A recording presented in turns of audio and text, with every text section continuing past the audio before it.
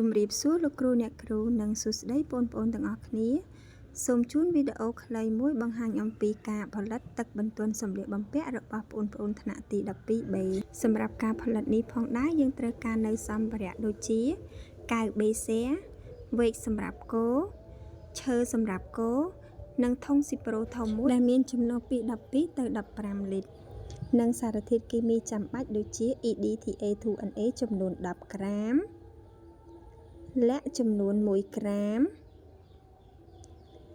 មេបន្ទន់ចំនួន100ក្រាមក្លីសេរីនចំនួន50ក្រាមម្សៅខាប់ចំនួន20ក្រាមទឹកការពារចំនួន20មីលីលីត្រមេក្លិនចំនួន50មីលីលីត្រវីតាមីន E ចំនួន5មីលីលីត្រនិងទឹកស្អាតចំនួន12លីត្រឈានចូលដល់ជំហានទី1គឺយើងធ្វើការចាក់ទឹកស្អាតចំនួន12លីត្រចូលទៅក្នុងធុងធំមួយជំហានទី2គឺយើងធ្វើការចាក់ម្សៅ EDTA2NA ចូលទៅក្នុងទឹករបស់យើងហើយធ្វើការកូរវាពី10ទៅ15នាទីឲ្យវារលាយសព្វបានល្អបន្តមកទៀតគឺយើងធ្វើការរោយម្សៅខាបចូលទៅក្នុងទឹករបស់យើង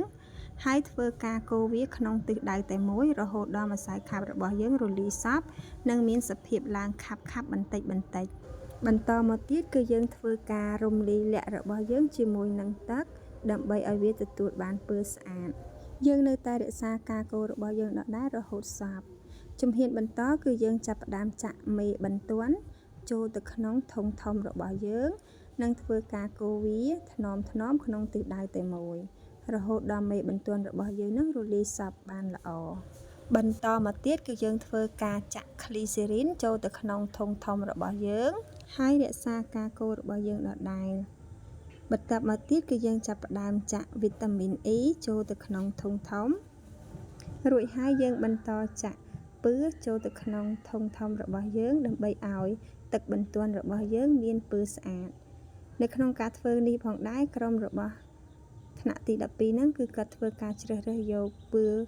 ក្រហមហើយនឹងមានក្លិនដោនីជំហានបន្តទៀតគឺយើងធ្វើការចាក់ទឹកការពារចូលដែលទឹកការពារនេះផងដែរគឺជួយឲ្យទឹកបន្ទន់របស់យើងរក្សាទុកប្រើប្រាស់បានពី1ទៅ2ឆ្នាំជំហានបន្តគឺយើងធ្វើការលាយមេក្លិនជាមួយមេចាប់ក្លិនចូលគ្នាដើម្បីធ្វើឲ្យក្លិនរបស់យើងនឹងក្រអូបជាប់បានយូររួចយើងធ្វើការចាក់វាចូលទៅក្នុងធុងធំនិងបន្តកូរវាឲ្យរលាយសព្វក្នុងទិសដៅតែមួយ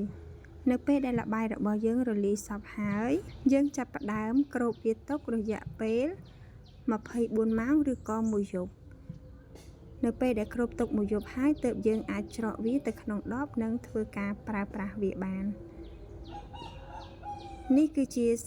ផលិតផលដែលពួកយើងផលិតបានគឺជាទឹកក្រអូបឬទឹកបន្ទន់សម្លៀកបំពាក់ដែលមានពណ៌ផ្កាឈូកនិងក្លិនដោនីសូមអរគុណសម្រាប់ការតាមដានទស្សនាវីដេអូមួយនេះតាំងពីដើមរហូតដល់ចប់